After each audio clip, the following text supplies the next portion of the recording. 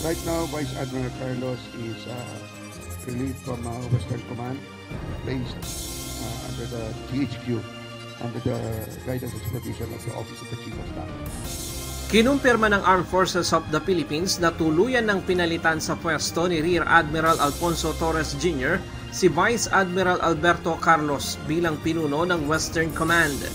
Kasunod ng kanyang pagkakarilib sa pwesto, si Carlos ay maa-assign sa General Headquarters Support Command sa ilalim ng Office of the Chief of Staff.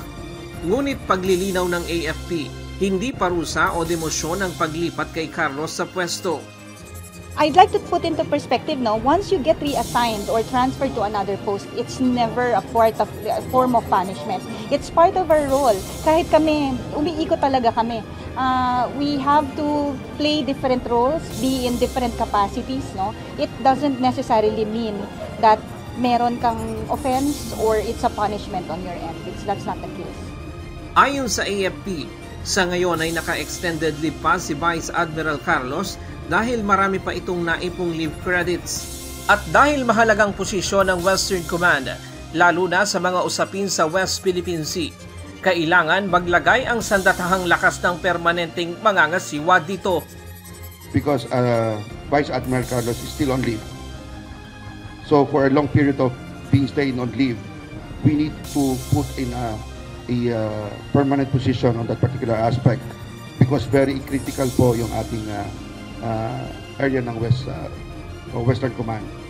Kahapon, inamin ni Carlos sa Senado na may nakausap siyang isang nagngangalang Colonel Lee mula sa Chinese Embassy. Gayunman, itinanggi niya na may napag-usapan sila ukol sa umano'y New Model Agreement.